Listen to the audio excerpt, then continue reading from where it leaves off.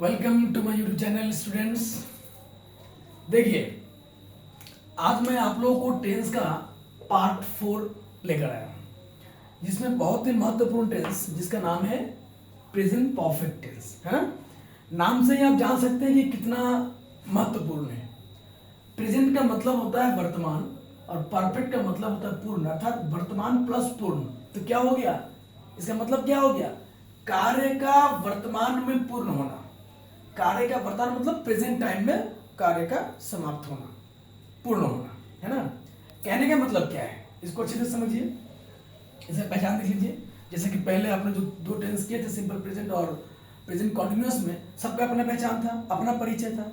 पहचान के माध्यम से तो हम लोग किसी वाक्य को अलग करते हैं, है ना, सेपरेट करते हैं, फिर उसको उसके नियम से करते हैं, है ना। तो ये प्रेजेंट परफेक्ट टेंस का पहचान क्या होता है, आप देख सकते हैं यहाँ पे। प्रेजेंट परफेक्ट टेंस के वाक्य से पता चलता है कि कोई कार्य अभी अभी, याद रखिएगा, अभी अभी, जस्ट नाउ, अभी अभी समाप्त हुआ है, लेकिन उसका प्रभाव, उसका मतलब उस कार्य का प्रभाव, जो कार्य आपने किया है उस कार्य का प्रभाव प्रेजेंट टाइम में है। क्या समझा, क्या समझे इसका मतलब? इसका मतलब जो कार्य अभी भी हुआ है वो कुछ देर पहले हुआ है, ज्यादा देर नहीं हुआ है।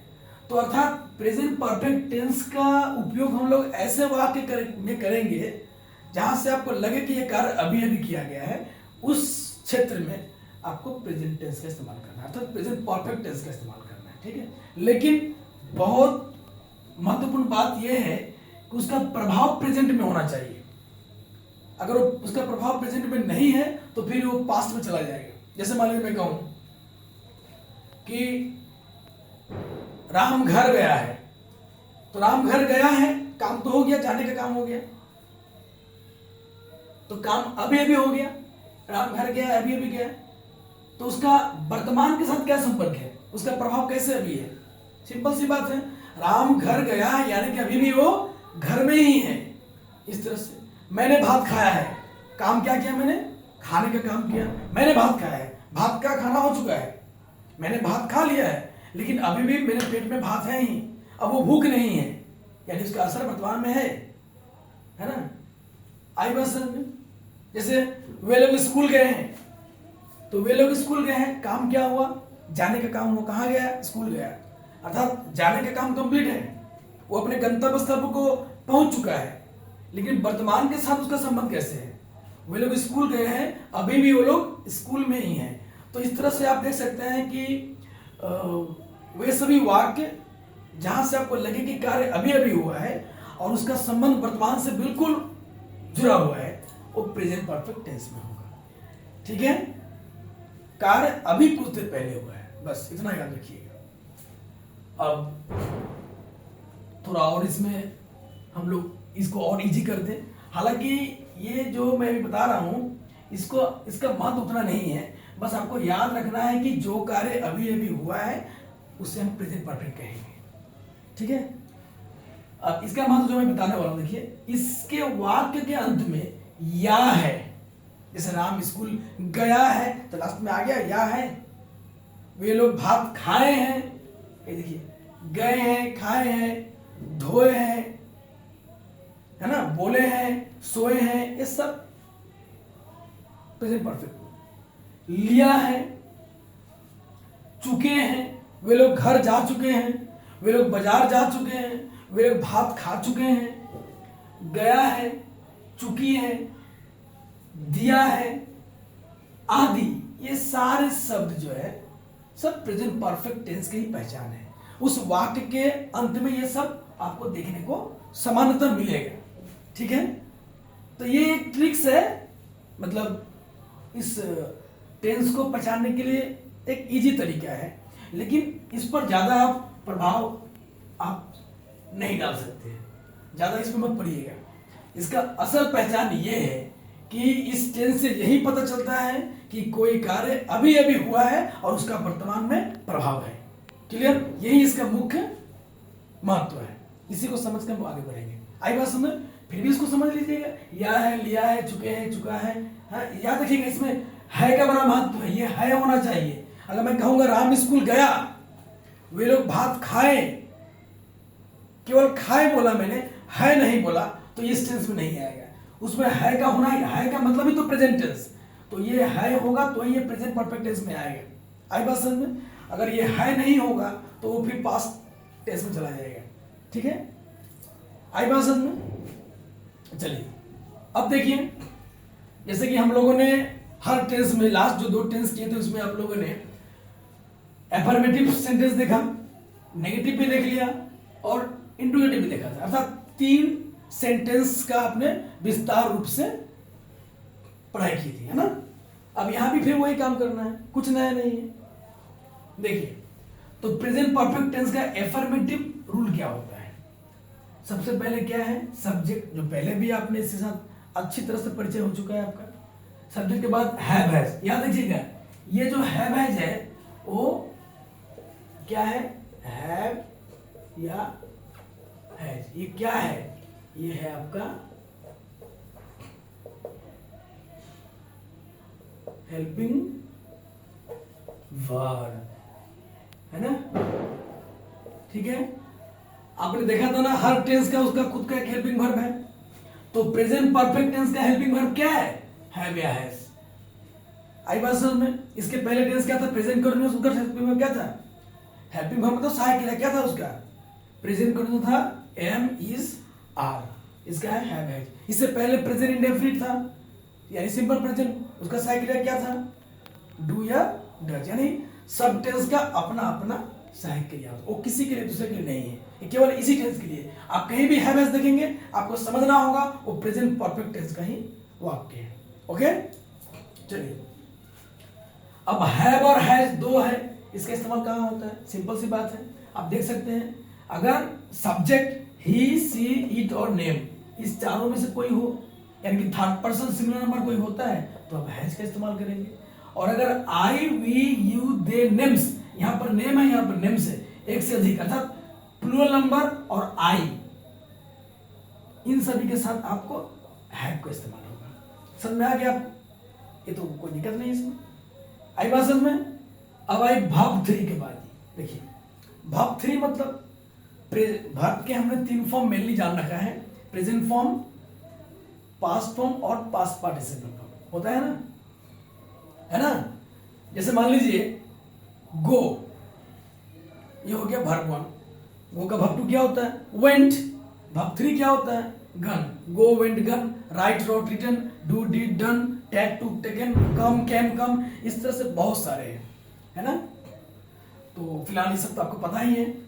यहां पर देखिए, तो परफेक्ट टेंस में हमेशा क्या वर्ब का कौन सा फॉर्म का इस्तेमाल किया जाता है? वर्ब 3 का। ध्यान रखिएगा, जो भी परफेक्ट हो, वो प्रेजेंट परफेक्ट हो या पास्ट परफेक्ट हो या फ्यूचर परफेक्ट हो, परफेक्ट, अगर आप जैसे ही परफेक्ट का नाम सुनते हैं तो आपके मन में एक और चीज आना चाहिए, वो होता है वर्ब का तीसरा फॉर्म। यानी कि परफेक्ट टेंस के लिए आपको वर्ब का तीसरा फॉर्म ही इस्तेमाल करना है। आई बात समझ में? जिस तरह से मैंने पहले कहा था, कॉन्टिन्यूअस टेंस में या वो प्रेजेंट कंटिन्यूअस हो या पास्ट कंटिन्यूअस हो या फ्यूचर कंटिन्यूअस हो, कंटिन्यूअस का मतलब ही होता है वर्ब के साथ आईएनजी फॉर्म। गो से गोइंग, डू से डूइंग, राइट से राइटिंग, इट से इटिंग, अर्थात आईएनजी आपको कंटिन्यूअस में लगाना है और परफेक्ट में वर्ब का थर्ड फॉर्म इस्तेमाल करना है। ठीक है, ये याद रखिएगा। चलिए, मैंने उसे बुलाया है, प्रथम वाक्य देख लीजिए, मैंने उसे बुलाया है। तो सबसे पहले क्या है? ये देखिए, मैंने उसे बुलाया, इसमें कुछ नहीं लगा हुआ नहीं है, कोई प्रश्न भी नहीं है, ये तो स्टेटमेंट है, अर्थात एफर्मेटिव है। एफर्मेटिव मतलब पॉजिटिव सेंटेंस, सकारात्मक वाक्य, अर्थात यहाँ पे काम हो रहा है। तो मैंने उसे बुलाया है, सब्जेक्ट जो काम को करेगा वो सब्जेक्ट, जो नहीं करेगा वो ऑब्जेक्ट, मैंने आपको पहले भी बता रखा है।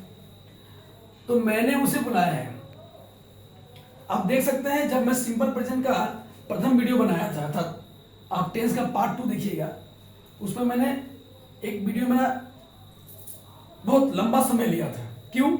क्योंकि उसको बहुत गंभीरता से, बहुत महत्व देते हुए हर एक वर्ड पर, हर एक सेंटेंस में मैंने बारीकी से समझाने की कोशिश की थी।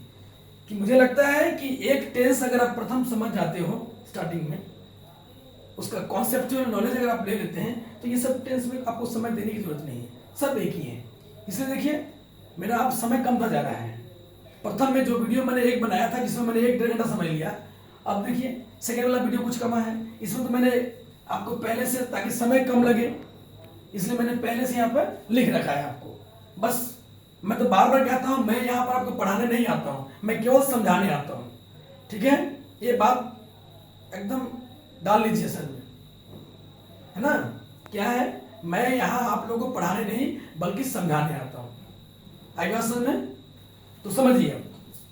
तो देखिए पहले से अब समय कम लगेगा आपको यहाँ पे, क्योंकि जितना आप चीज को समझते जाएंगे आप एक्सपर्ट होते जाएंगे, अभ्यस्त होते जाएंगे, एक्सपीरियंस बढ़ता जाएगा, आपको समय कम लगता जाएगा। ठीक है, अब देखिए तो सबसे पहला डिमांड सब्जेक्ट का हो रहा है, मैंने उसे बुलाया है। सब्जेक्ट कौन है इसमें? मैंने का इंग्लिश क्या होता है? आई। चलिए हो गया सर। हैव हैज, अब इन दोनों में से किसी एक सहायक क्रिया का इस्तेमाल करना है।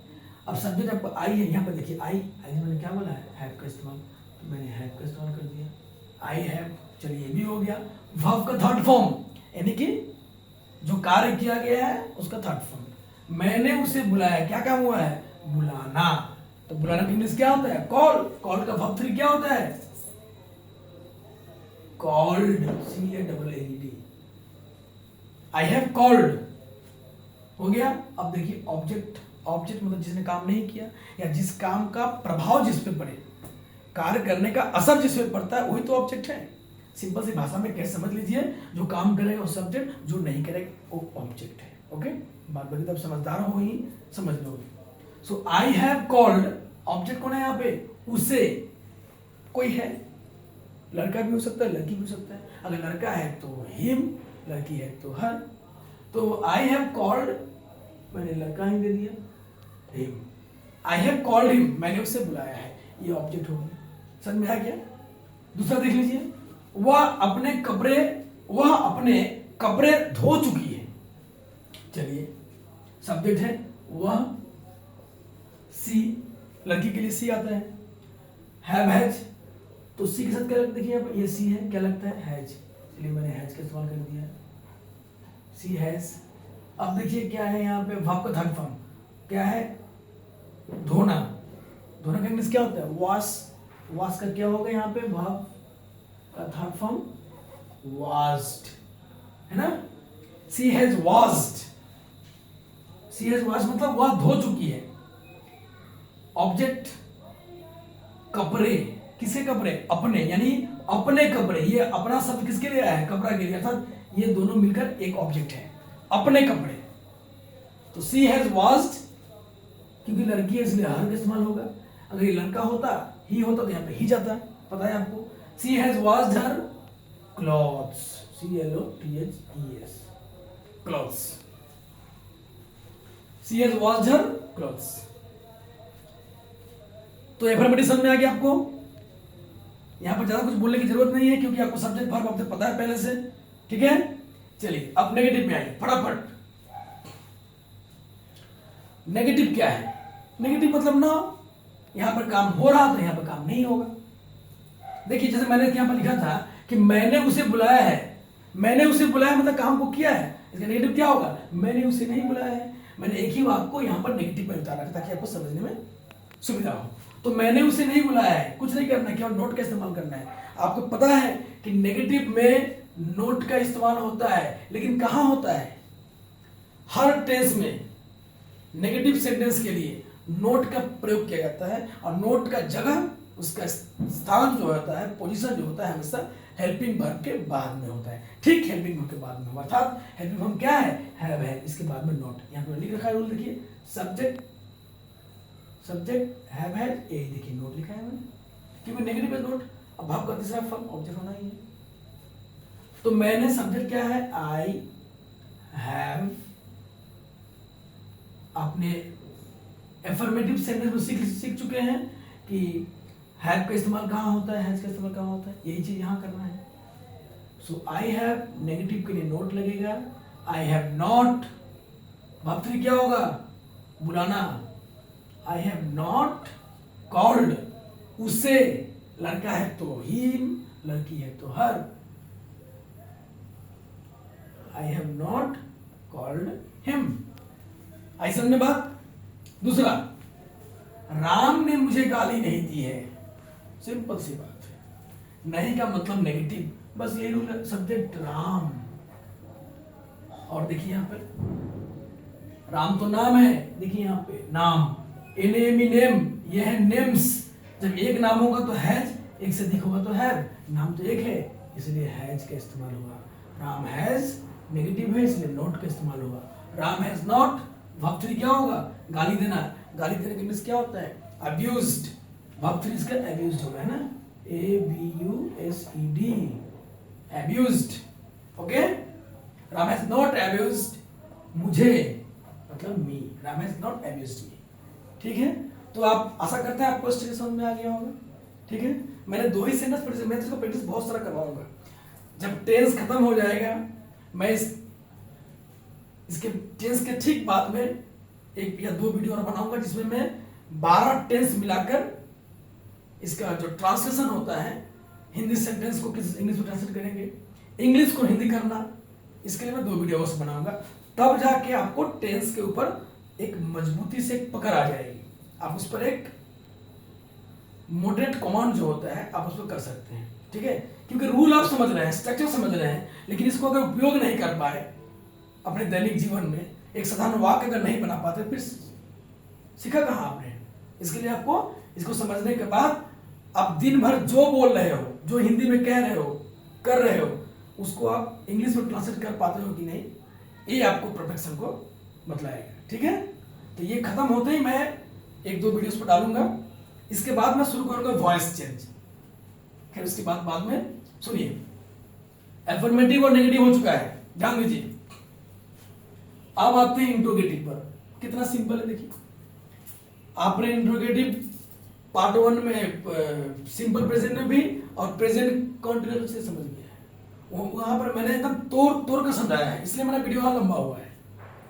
अगर आप मेरा टेंस का इंट्रोडक्शन नहीं देखे हैं, पार्ट 1, पार्ट 2, पार्ट 3, उसको अवश्य देखिए। वो देखने मात्र से ये तो कोई भी क्लियर हो जाएगा।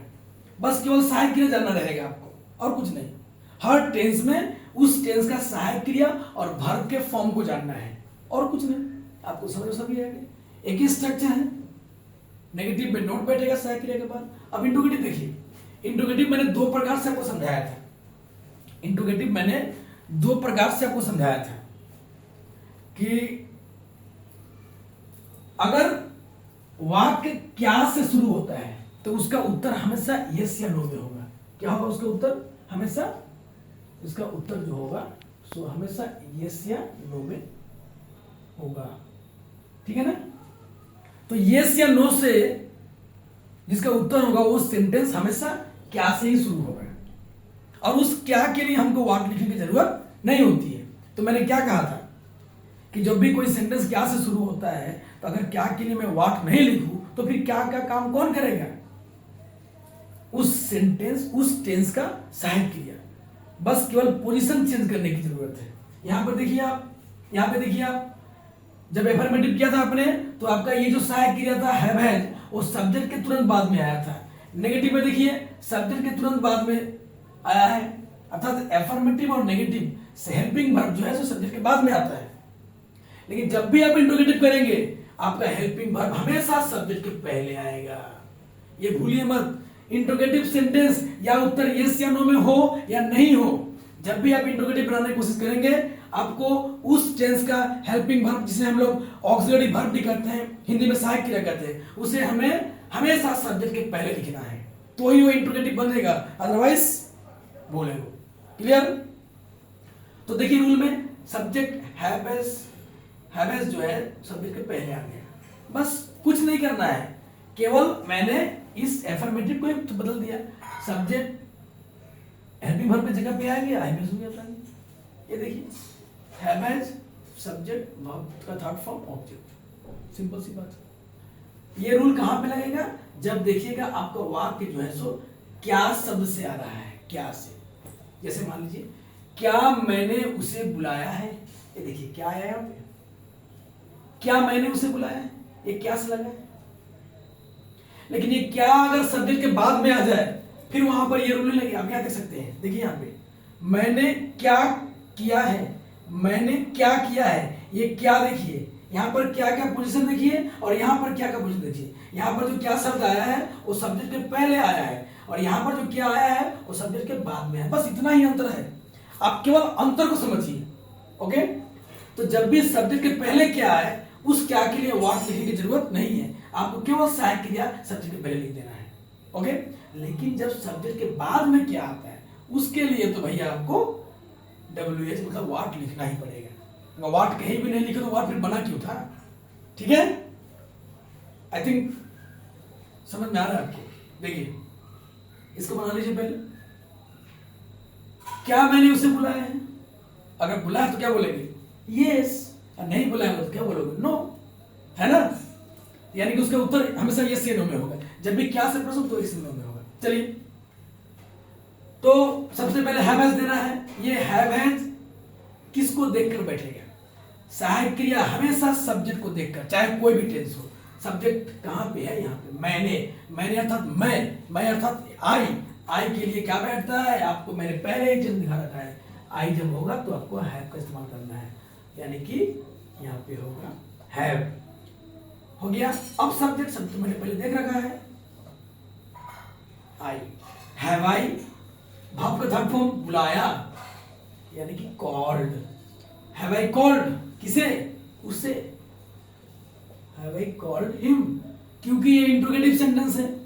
कैसे समझेंगे इंट्रोगेटिव सेंटेंस? जब भी आप देखेंगे हेल्पिंग वर्ब सब्जेक्ट के पहले है, आपको समझना होगा वो इंट्रोगेटिव है और इसके वाक्य के अंतिम में आपको साइन ऑफ इंट्रोगेशन देना ही होगा। ओके, जब भी देखिएगा। चलिए इधर बाजिए। दूसरा वाक्य, क्या राम ने मुझे गाली दी है? फिर देखिए वाक्य क्या से शुरू हुआ।